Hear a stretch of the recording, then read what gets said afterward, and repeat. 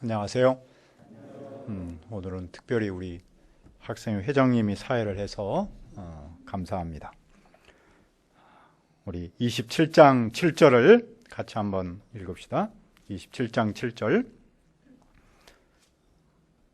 시작. 슬로바스의 딸들의 말이 옳으니 너는 반드시 그들의 아버지의 형제 중에서 그들에게 기업을 주어 받게 하되 그들의 아버지의 기업을 그들에게 돌릴지니라. 은혜로우신 아버지 하나님, 이 시간 저희들 예배하기 위해서 나왔습니다. 성령 하나님께서 우리 동역자들 가족을 지켜주시고 또 교회를 지켜주시옵소서. 성령님께서 한 말씀을 허락하여 주옵소서. 예수님의 이름으로 기도합니다. 아멘. 우리는 언론을 통해서 가끔 이런 말을 듣습니다. 3대를 이어서 숲을 가꾸고 있는 산림 명문가, 또 3대, 4대를 이어서 병역의 의무를 감당하고 있는 병역 명문가. 참 듣기에 아름답고 좋은 표현들입니다. 그리고 또 많은 사람들은 이런 자기의 가문이 명문가로 세워지기를 기대합니다. 그런데 성경에서 우리에게 가르치는 명문가, 그것은 무엇입니까? 첫째, 기업으로 삼아라. 26장 1절을 봅시다. 연병 후에 여호와께서 모세와 제사장 아론의 아들 엘르아살에게 말씀하여 이르시되 이스라엘은 광야에서 그 길이 힘들고 어려울 때마다 목자와 하나님을 원망했습니다. 하나님은 그들을 오래 참으시다가도 어떤 때는 심판하셨습니다. 그 심판을 받은 사람 대부분은 애굽에서 나온 옛 세대이죠. 그들 대부분은 하나님의 심판을 받아서 이제는 역사의 무대에서 사라졌습니다. 그때 여호와께서 모세와 엘레아살에게 말씀하십니다. 무엇을 말씀하십니까? 26장 2절입니다. 이스라엘 자손의 온 회중의 총수를 그들의 조상 가문을 따라 조사하되 이스라엘 중에 20세 이상으로 능히 전쟁에 나갈 만한 모든 자를 계수하라 하니라. 우리가 기억하고 있듯이 이스라엘 백성이 시내 광야에서 행군하려고 할 때 인구 조사를 하도록 했습니다. 그 하나님께서 오늘 다시 한번 인구 조사를 하도록 합니다. 그러니까 처음에 인구 조사를 했을 때는 행군하면서 싸워야 할 군대를 파악하기 위하였습니다. 그러나 오늘 인구 조사를 하는 것은 적과 끓여 흐르는 약속의 땅 가나안으로 들어갈 그 숫자를 파악하기 위함입니다. 그러니까 지난번에는 옛 세대의 수를 세었다면 지금은 새로운 세대의 수를 세고자 한 것이죠. 그들은 여호와의 말씀대로 이스라엘의 큰아들 루벤 자손부터 조사합니다. 이어서 시므온 자손, 갓 자손, 유다의 아들들, 이사갈 자손, 스불론 자손, 므낫세의 자손, 에브라임 자손, 베냐민 자손, 단 자손, 아셀 자손, 마지막으로 납달리 자손을 셌습니다. 그 숫자는 12자손으로 나오지만 사실은 므낫세와 에브라임은 반 자손으로 치기 때문에 11자손만 센 겁니다. 본래는 12자손인데, 즉 레위 자손을 아직 포함하지 않았기 때문입니다. 레위 자손은 뒤에서 포함할 것이죠. 모든 사람이 몇 명이었냐면 60만 1730명으로 나왔습니다. 이 인구조사의 특징은 무엇일까요? 첫째로 새로운 세대가 점점 번성하고 있다는 겁니다. 물론 첫 번째 인구조사와 비교하면 약 2,000명이 줄었습니다. 하지만 그 숫자는 그동안 험한 여정과 하나님의 심판을 생각하면 그렇게 준 숫자는 아닙니다. 오히려 많은 수가 는 겁니다. 특별히 애굽에서 내려갔던 그 조상의 숫자와 생각하면 상상할 수 없는 거죠. 그때는 70명, 70명이 내려갔습니다. 그런데 그 70명이 이번에는 70가문으로 커진 거죠. 여기에는 무슨 뜻이 있습니까? 여호와께서 그들을 축복하셨다는 사실이죠. 하나님께서 믿음의 조상 아브라함을 부르면서 그렇게 약속하셨습니다. 내 자손이 하늘의 별처럼 많을 거다. 근데 지금 하나님께서는 그 약속을 점점 이루어가고 계십니다. 따라서 이스라엘은 더는 작은 민족, 소수민족, 무슨 나그네 아닙니다. 이제는 세계대에서 큰 나라이며 제사장 나라인 것이죠. 그들은 이제 적과 꿀이 가나안 땅에 가서 이런 나라로서 자부심을 가지고 긍지를 가지고 살아야 한다는 겁니다.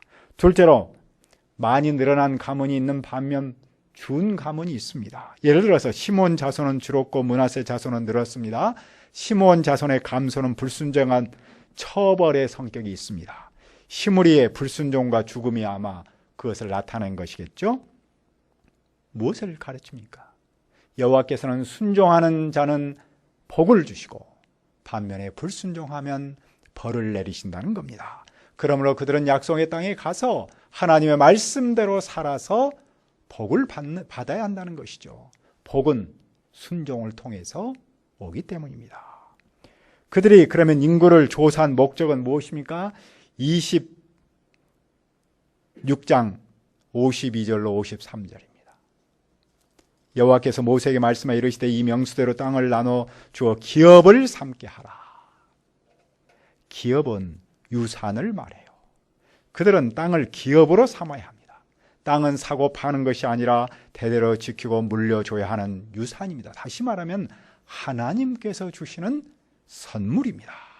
땅은 사람의 것이 아니라 하나님의 것이기 때문이죠. 하나님께서 그 땅을 어떻게 나눠주십니까? 땅의 넓이와 크기는 가문의 숫자에 따릅니다. 수가 많으면 땅을 많이 주고 수가 적으면 땅을 적게 줍니다. 그런데 기본적으로 제비를 뽑아서 나눠 갔습니다. 제비 뽑기는 하나님께서 함께 하시고 하나님께서 정해 주신다는 사실을 가르치고 있습니다. 그들은 그 제비 뽑기에 대해 결과에 대해서 모두가 다 순종합니다. 왜냐하면 하나님께서 하셨다고 믿기 때문입니다. 하나님께서 땅 분배를 통해서 가르치는 바는 무엇이겠습니까? 첫째로 땅은 하나님께서 그 백성에 주시는 선물입니다. 그들이 노력해서 대가로 땅을 얻는 것이 아닙니다. 하나님께서 일방적으로 주시는 선물입니다. 그러면 오늘 우리에게 이 말씀을 어떻게 적용할 수 있습니까? 하나님께서 우리에게 주시는 선물은 무엇입니까? 하나님께서 우리에게 주신 최고의 선물은 영생입니다. 구원입니다. 그리고 이 땅에서 우리가 하나님의 백성답게 살아가야 할 사명입니다. 그것을 우리는 성경 선생이요 목자라고 부르지 않습니까? 이것은 우리가 노력해서 얻은 것이 아닙니다. 우리의 구원, 우리의 영생, 우리의 믿음의 길, 이것은 내가 어떤 것을 주고 대가로 보상으로 받은 것이 아닙니다. 하나님께서 우리에게 주시는 일방적인 선물이죠. 하나님께서 우리를 죄에서 구원하시고 당신의 백성으로 큰 은혜로 삼아주신 겁니다. 우리는 그것을 나의 기업이요 내 가문의 유산으로 삼아야 하는 것이죠. 더 나아가서 우리 교회의 영적 유산으로 삼아야 합니다. 둘째로 땅을 선물로 주신 하나님은 공평하십니다. 하나님께서 우리에게 영적 유산으로 주신 그것은 대단히 공평합니다. 땅을 주시는 첫 번째 원칙은 사람의 수에 많고 적음에 있었습니다. 두 번째 원칙은 제비뽑기입니다. 그것은 하나님의 일방적인 주권을 나타낸다고 말했습니다. 하나님의 이 두 가지 원칙에 의해서 땅을 주십니다. 그래서 그것을 받은 사람은 누구도 원망하지 않습니다. 과정이 공정하기 때문입니다.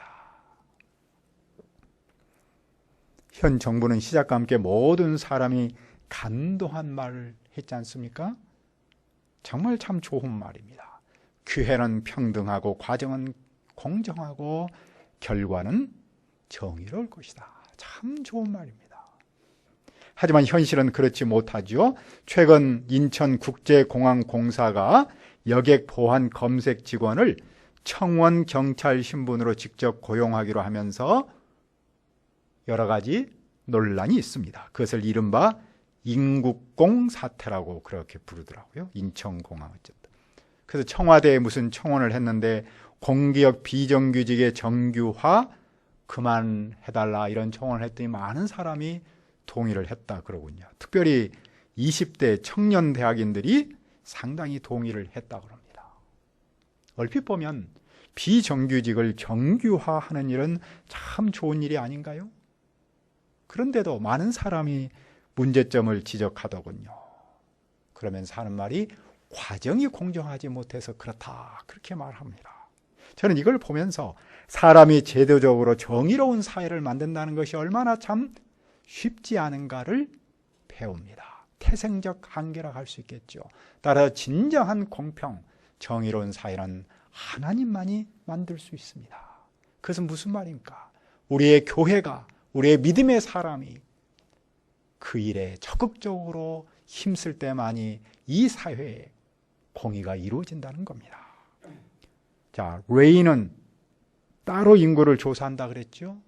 왜 인구를 따로 조사합니까? 그들은 땅을 기업으로 받지 않았기 때문입니다. 하나님께서는 그들에게 땅을 선물로 주시지 않았습니다. 대신 무엇을 선물로 주셨습니까? 성막에서 평생 섬기는 그 일을 선물로 주셨습니다. 그러니까 그들의 기업은 땅이 아니라 성막에서 봉사하는 겁니다. 인구를 조사하지 않은 또 다른 부류가 있습니다. 누굽니까? 신의 광야에서 인구 조사를 할 당시 사람 한 사람도 포함하지 않았습니다. 다시 말해서 옛 세대, 라떼 세대죠. 그들은 한 사람도 포함하지 않았습니다. 왜 그렇습니까? 다 죽었기 때문입니다. 그들은 광야에서 죽는다고 했는데 하나님의 말씀이 그대로 이루어졌습니다. 오직 갈렙과 여호수아만 인구 조사에 포함합니다. 이 사실을 언급한 데는 무슨 뜻이 있습니까? 하나님의 말씀은 반드시 이루신다는 것을 강조합니다. 여호와는 약속하신 것을 반드시 행합니다. 그러므로 새로운 세대는 어떻게 살아야 합니까? 하나님의 말씀하시면 그 말씀이 이루어질 것을 믿고 그 말씀대로 순종하며 살아야 한다는 것이죠. 그 점에서 이스라엘이 가나안 땅에 들어가서 이루고자 하는 그 공동체는 어떤 공동체입니까? 말씀을 믿는 공동체, 즉 말씀 공동체, 믿음의 공동체입니다. 이것은 후에 교회로 이어집니다. 교회는 어떤 곳입니까?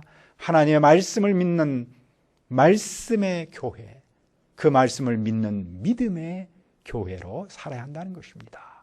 그것이 바로 오늘 우리가 기업으로 삼아야 하는 것이죠. 둘째, 기업을 지키라. 요셉의 아들 므낫세 지파 후손 슬로브핫의 딸들이 있었습니다. 그 딸들이 4명이 모세와 제사장과 모든 지도자들에게 나와서 청원을 합니다. 그 내용이 무엇입니까? 우리 27장 3절과 4절을 한번 읽어봅시다. 27장 3절 4절 시작. 우리 아버지가 광야에서 죽었으나 여호와를 거슬러 모인 고라의 무리에 들지 아니하고 자기 죄로 죽었고 아들이 없나이다. 어찌하여 아들이 없다고 우리 아버지의 이름이 그의 종족 중에서 삭제되리까? 우리 아버지의 형제 중에서 우리에게 기업을 주소서 하매. 딸들이 청원하는 것은 2가지인데 하나는 아버지의 이름을 종족 중에서 보존해 달라는 것이고, 2번째는 아버지의 땅을 자기들이 승계할 수 있도록 해달라는 겁니다. 슬로보아스라는 그 가문의 이름은 항상 땅과 함께 이어집니다. 따라서 슬로보아스의 땅이 이어지지 않으면 그 사람의 이름도 사라집니다. 그래서 그의 딸들은 아버지의 이름을 보존할 수 있도록 땅을 그들에게 상속해달라는 겁니다. 모세는 그 청원 앞에서 기도하는데 하나님께서 주시는 방향이 무엇입니까? 27장 7절입니다. 슬로보아스의 딸들의 말이 옳으니 너는 반드시 그들의 아버지의 형제 중에서 그들에게 기업을 주어 받게 하되 그들의 아버지의 기업을 그들에게 돌릴지라. 하나님께서는 그 딸들의 청원을 받으시고 슬로보아스의 기업을, 땅을 그 딸들에게 물려주도록 합니다. 그러면서 4가지 다른 규정도 만듭니다. 만일에 아들이 없으면 딸에게 주고, 또 딸이 없으면 형제에게 상속하고, 형제가 없으면 아버지 형제에게 상속하고, 아버지 형제도 없으면은 친척에게 상속하도록 새로운 규정을 만드십니다. 이런 판결을 내리신 데는 무슨 뜻이 있습니까? 여호와께서는 주신 기업을 그 가문이 끝까지 지키도록 하라는 것이죠. 그러니까 슬로보아스의 딸들이 단순히 여성에게도 남성의 권리를 달라고 주장한 것이 아닙니다. 그들의 렌즈에 의하면 약속의 땅에서 받을 땅은 단순한 부동산이 아닙니다. 그들은 땅을 그 가문이 계승해야 할 하나님의 선물로 본 겁니다. 하나님께서 선물로 주신 그 땅을, 그 기업을, 그 유산을 다른 가문에게 넘길 수 없다는 겁니다. 그들은 그들의 가문의 기업을 계속해서 그 가문에서 이어가고자 하는 것이죠. 그것이 바로 그 가문의 존재 목적이고 그 가문의 사명입니다. 그리고 그것이 그 가문의 이름을 후손에게 남기는 길이기도 한 것이죠. 하나님께서 우리에게 주신 기업, 그 기업을 지키는 것은 무엇이겠습니까? 우리가 어떻게 지켜야 하겠습니까? 하나님께서 우리에게 주신 선물인 영원한 생명, 구원, 그리고 하나님께서 우리에게 주신 사명, 성경 선생과 목자의 길을 어떻게 지킬 수 있습니까? 뭐니 뭐니 해도 그것을 정말로 가장 소중하게 여겨야 하는 것이죠. 그것을 보는 렌즈가 달라야 하는 것이 아니겠습니까? 슬로보아스의 딸들처럼 그것을 단순히 부동산이 아닌 하나님께서 자기 가문에게 주신 기업, 영적인 선물로 보고 그것을 가장 소중하게 여기고자 하는 마음이 있을 때 지킬 수 있는 것이죠. 영적 유산을 귀하게 여기는 데서부터 정말 우리가 좋아하는 슬기로운 그런 신앙생활을 시작할 수 있지 않겠습니까? 우리가 창세기를 보면은 그 유명한 야곱과 에서가 있지 않습니까? 두 사람은 쌍둥이로 태어났는데 에서가 사냥 나가서 배가 몹시 고파서 집으로 왔습니다. 야곱은 팥죽을 쓰고 있었죠. 두 사람이 거래하지요. 에서는 장자의 명분을 팔고 팥죽을 얻고 야곱은 팥죽을 팔고 장자의 명분을 얻습니다. 성경은 무엇을 말씀합니까? 에서가 장자의 명분을 가볍게 여김이었더라. 그 후로 에서는 큰아들인데도 불구하고 하나님의 구속사에게서 밀리게 되고 야곱이 구속사의 주인공으로 쓰임받습니다. 우리는 물질의 가치를 높이 여기는 시대에 살고 있습니다. 명품을 좋아합니다. 명품이 명품답기 때문이겠죠. 그런데 명품이 있는 것처럼 명품 가문도 있고 명품 교회도 있습니다. 그리고 명품을 갖고 싶어 하는 것처럼 명품 가문도 갖고 싶어 해야 하고 명품 교회도 갖고 싶어 해야 하지 않을까요? 그러면 명품 가문, 명품 교회의 기준은 무엇이겠습니까? 그것은 탄탄한 믿음의 뿌리이고 또한 건강한 믿음의 열매라고 말할 수 있겠죠. 우리는 그런 신앙의 명문과 영적 유산을 이어가는 교회를 사모하고 지켜야 합니다. 그것이 진정한 이 시대에 슬기로운 신앙생활을 할 수 있는 것이면서 목자의 길을 가는 첫걸음이라고 믿습니다. 예전에 미국에서 신앙 명문과 후손이 어떻게 사회에 영향을 주는지 조사한 적이 있었습니다. 두 대표적인 인물을 했는데 그 유명한 조나단 에드워드와 마커스 술출하는 사람, 이 두 사람은 어렸을 때 친구였다 그러군요. 조나단 에드워드는 믿음의 가정에서 자랐고 술출은 믿음의 없는 가정에서 컸습니다. 에드워드는 가문의 믿음을 지켰는데 그의 직계 후손 1394명 대부분은 미국 사회에서 소금과 빛의 역할을 했다는군요. 반면 믿음으로 살지 않은 술주의 직계 후손 1062명 중 상당수는 교도소 생활을 했거나 정신질환을 앓았거나 사회에서 힘이 문제아로 컸다고 하군요.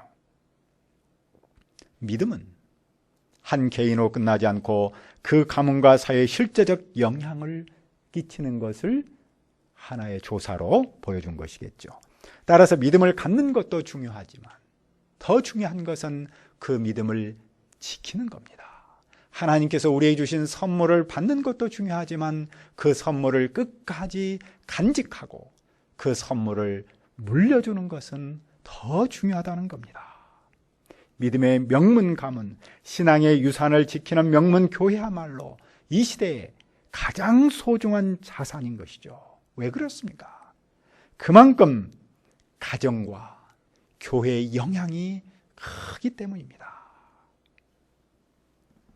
여호와께서 모세에게 무슨 방향을 주십니까? 이제 모세는 아바람 산에 올라가서 약속의 땅을 바라봐야 합니다. 그런데 그는 그 약속의 땅을 바라만 보고 들어가지 못합니다. 대신 그는 조상이 갔던 그 길로 가야 합니다. 왜냐하면 지난번에 무리바 물 낼 때에 여호와의 거룩하심을 드러내야 했는데 그렇지 못했기 때문입니다. 하나님께서는 그때 모세를 꾸짖었는데 오늘 그것을 실천하고자 하십니다. 모세의 반응이 어떠합니까? 27장 15절과 27절을 읽읍시다. 15절부터 17절까지 시작. 모세가 여호와께 여짜와 이르되 여호와 모든 육체의 생명의 하나님이시여 원하건대 한 사람을 이 회중 위에 세워서 그로 그들 앞에 출입하며 그들을 인도하여 출입하게 하사 여호와의 회중이 목자 없는 양과 같이 되지 않게 하옵소서. 모세는 생명의 근원이신 여호와께 한 사람 후계자를 세워달라고 기도합니다. 그리하여 지금 현재 이 회중이, 이 양이 목자 없는 양처럼 살지 않도록 간구하고 있습니다. 여호와께서 그의 기도에 응답하십니다. 하나님은 그 안에 영이 머무는 여호수아를 모세의 후계자로 추천합니다. 모세가 그에게 안수하여 세우면 여호수아는 모든 고난을 물려받습니다. 그러면 백성은 지금까지 모세에게 순종했듯이 여호수아에게도 순종합니다. 그가 다만 목자 모세와 다른 한 가지가 있는데 그것은 하나님께로부터 말씀을 직접 듣지 않고 제사장을 통해서 듣는 겁니다. 여호수아는 하나님의 뜻을 알고 싶으면 이제는 제사장과 함께 해야 하는 것이죠. 모세는 여호와의 명령대로 여호수아를 안수하여 후계자로 세웁니다. 이 모세를 통해서 무엇을 배웁니까? 첫째로 모세는 자기의 죽음 앞에서 자기 이름이나 명예보다도 양의 앞날을 더 생각한 겁니다. 그는 백성이 목자 없는 양처럼 살지 않기를 바랬습니다. 자신을 떠날지라도 그가 섬겼던 양은 건강한 다음 세대의 주역들로 자라기를 바라고 있습니다. 그는 양을 위해 당신의 목숨까지 버리셨던 선한 목자 예수님의 모습을 보여줍니다. 둘째로 모세는 후계자를 하나님께서 세우신 사람을 임명했습니다. 그는 자기가 후계자를 세우지 않습니다. 그는 혈통이나 세습 때문에 후계자를 세우지 않습니다. 여호와께서 친히 세우시도록 하였습니다.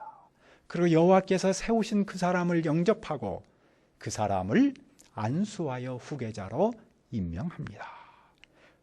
그런 여호수아는 하나님께서 세우실 만한 사람이었죠. 모세는 자기의 뜻보다도 하나님의 뜻을 앞세우신 예수님의 모습을 다시 보여줍니다.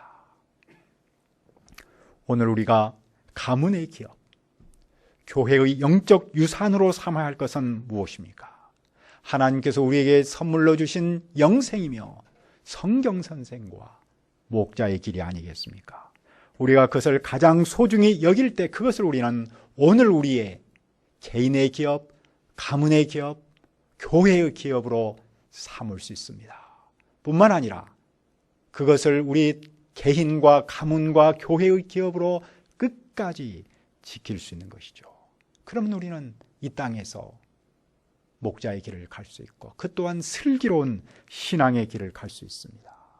무엇보다도 명문과 명문교회를 후손에게 물려줄 수 있지 않겠습니까? 여러 가지로 어려운 이 시대에 비록 힘들지라도 하나님께서 우리를 통해 믿음의 계승사역을 이루어 주시도록 간절하게 기도합니다. 하나님 아버지, 우리를 구원하시고 우리에게 일방적으로 영원한 생명을, 구원을 선물로 주신 것을 감사합니다. 뿐만 아니라 우리에게 성경선생과 목자의 길을 가도록 큰 선물을 주신 줄을 믿습니다. 우리가 그것을 내 개인의 기업이요, 우리 가문의 기업이요, 교회의 기업으로 삼도록 도와주시옵소서. 뿐만 아니라 그것을 우리가 끝까지 지켜서 우리의 후손에게 물려줄 수 있도록 도와주시옵소서. 시대가 아무리 힘들고 어려울지라도 성령 하나님께서 우리를 쓰셔서 믿음의 계승사역을 이루어 주시기를 간절하게 기도합니다. 예수님의 이름으로 기도합니다. 아멘.